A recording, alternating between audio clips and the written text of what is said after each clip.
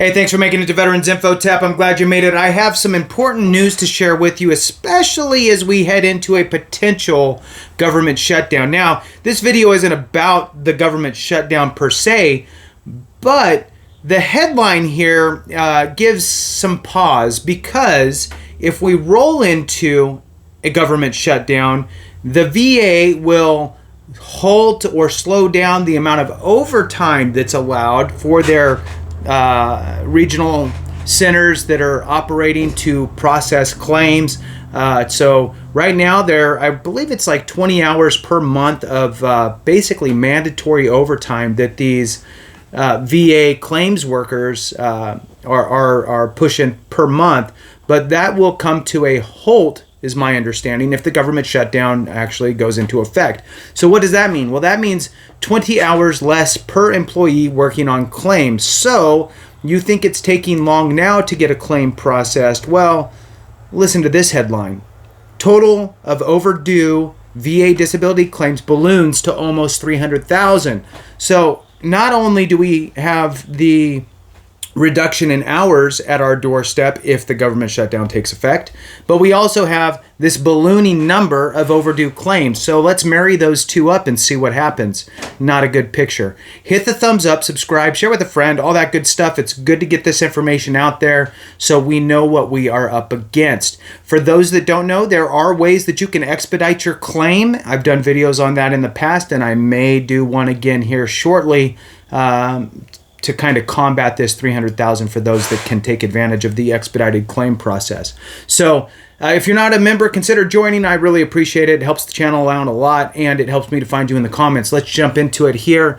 The backlog of veterans' first-time disability claims in the coming weeks is expected to surpass 300,000 cases for the first time in almost a decade. But Veterans Affairs leaders insist that the raise isn't a sign of their systems being overwhelmed. That was fun. So it isn't a sign of their systems being overwhelmed like they were in the past. Instead, they said the rising backlog reflects a dramatic surge in claims related to new military toxic exposure benefits. Still, the growing number of overdue claims points to more veterans waiting longer for disability payouts, which can range, right, from a few $100s to nearly $4,300 or more per month, depending on the severity of injuries and dependents and all that stuff. So, disabled veterans can get retroactive pay if their claims linger in the processing for multiple months, right? So whether it's when you first filed your claim, or if you filed an intent to file, then you filed your claim, you're going to get backdated to either one of those dates depending on what you did, right?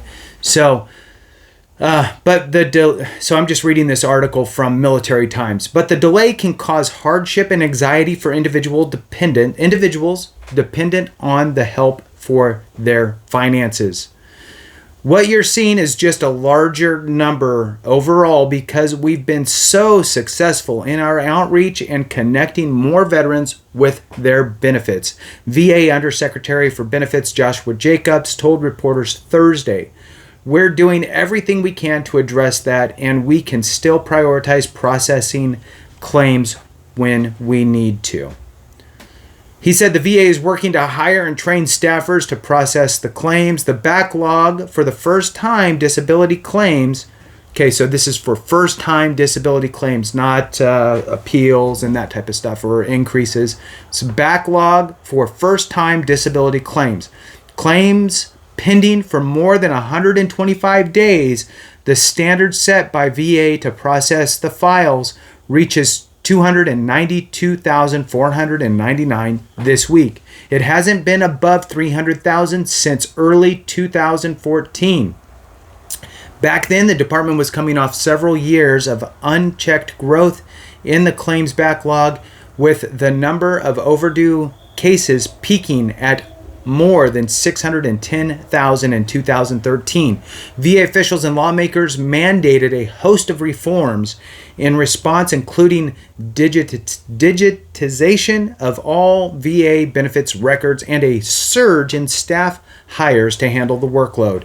In recent years, the backlog has fallen to as low as 70,000 cases, a figure that VA planners have said is as close to zero as they can get without irresponsibly rushing complex claims decisions.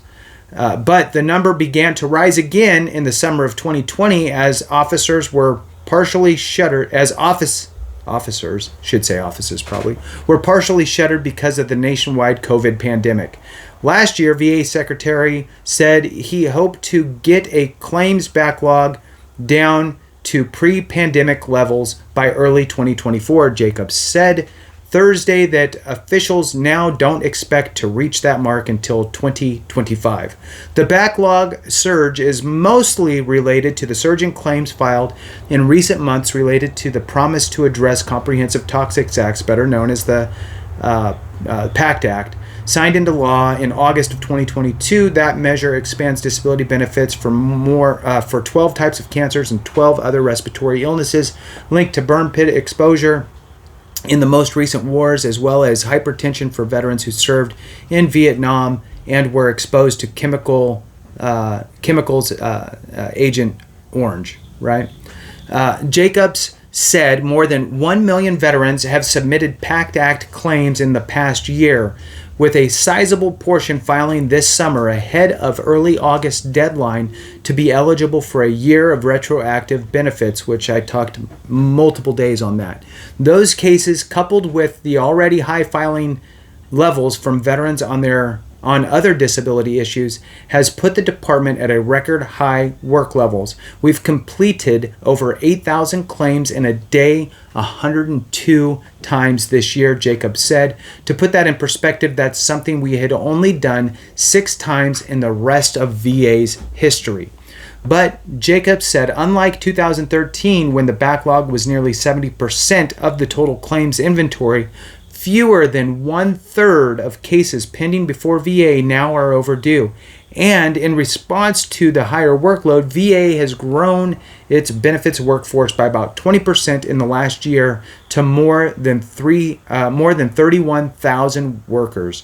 Officials are also considering technology upgrades and system improvements that could speed up the work, but won't announce plans for those until later this year. Lawmakers said they will monitor the backlog issue closely in coming months and have warned VA officials not to let the case levels grow out of control as they did 10 years ago. So with that, wanted to bring you up to speed. Thank you so much for watching. I really appreciate you. Have a great one. And remember, if we don't take care of each other, something went wrong.